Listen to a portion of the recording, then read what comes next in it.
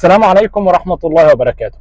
النهاردة جايين نكمل حصص الممارسة اللي كنا بدأناها مع بعض، وإن احنا نمشي في الشارع ونشوف المواقف اللي المفروض بتحصل معانا في الشارع، ونشوف والله إيه أنسب حاجة نقدر إن احنا نتصرف بيها مع المواقف اللي بتحصل معانا في الشارع، بحيث إن أنا لما أجي أسوق عربيتي ويجي يحصل معايا موقف مشابه أقدر إن أنا أتصرف فيه بشكل كويس وما يبقاش عندي أي مشكلة فيه خالص.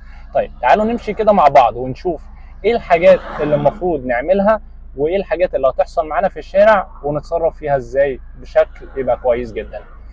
اول حاجه ان احنا بنيجي نطلع من المكان بتاعنا. انا دلوقتي راكن ناحيه اليمين، فطبعا قبل ما باجي اطلع ببتدي ان انا ابص في المرايه وادي اشاره ناحيه الشمال، وابتدي ان انا ابص والاقي ان مفيش حد جاي. خلاص لقيت عربيه زي اللي قدام الحمراء دي بتطلع، فانا ابتديت ان انا هديت سرعه العربيه واستنيته لغايه ما هو طلع، وانا قدرت ان انا اطلع وامشي وراه. طيب انا دلوقتي ماشي في الشارع ده، ببص لقيت النور الاحمر بتاع العربيات اللي قدامي هنا نور، فانا استنتجت ان في حاجه بتخليهم يهدوا السرعه، فقمت جاي على طول دايس فرامل بالراحه ومهدي سرعه العربيه زيهم. بعد ما هديت السرعه قدرت ان انا اجري. شايفين قدامي الطريق هنا بيلف ازاي ناحيه الشمال؟ فبدات ان انا الف بس وانا في الحاره بتاعتي، بمعنى ان انا ماسك الحاره اليمين، فانا لفيت الطريق وانا برضو في الحاره اليمين، عشان لو حد ماشي جنبي او حد بيلف جنبي ما بقاش عملت له مشكله. نفس الكلام هنا في كيرف قدامي اهوت، فيبقى انا هلف وانا في الحاره اليمين زي ما انا. ما ينفعش وانا بلف الكيرف دوت مره واحده الاقيك في اقصى الشمال بعد ما كنت انت اصلا في اقصى اليمين، فحتى تيجوا تلاقوا ان في عربيه هنا اللانوس اللي جايه بتعديني ديت جت عدتني وانا ما عملتلوش مشكله ولا هو عمل لي مشكله. ليه؟ لان انا واخد دايما جنب وسايب له جنب هو كمان يقدر يعدي منه. طيب انا ماشي دلوقتي ببص لقيت العربيات اللي قدامي بتدوس على الفرامل، النور الاحمر بتاعها نور اهو، فابتديت ان انا شلت رجلي من على البنزين وحطيتها على الفرامل وقعدت اهدي من بدري. هديت خالص لغايه ما هديت لقيت ان فعلا في مطب. انا ممكن ما اكونش شايف المطب ده، بس انا شايف العربيات اللي قدامي بيعملوا ايه، بحيث ان انا لو حصل حاجه فالحق ان انا اتصرف فيها بسرعه. بعد ما عديت المطب قدرت ان انا اجري. انا طبعا هنا ماشي في نص الشارع عشان خاطر الناس اللي في الشمال اللي جايه تعديني او اللي اسرع مني تقدر ان هي تعدي، والناس اللي في اليمين اللي ماشيه بطيء او اللي واقفه زي مثلا عربيه زي اللي راكنه قدامي دي ما تعمليش مشكله او ما تحجمش الحركه بتاعتي. يبقى انا كده ولا اللي في اليمين عامل لي مشكله ولا اللي في الشمال هنا عامل لي مشكله، وماشي برضو في نفس الوقت بشكل كويس جدا.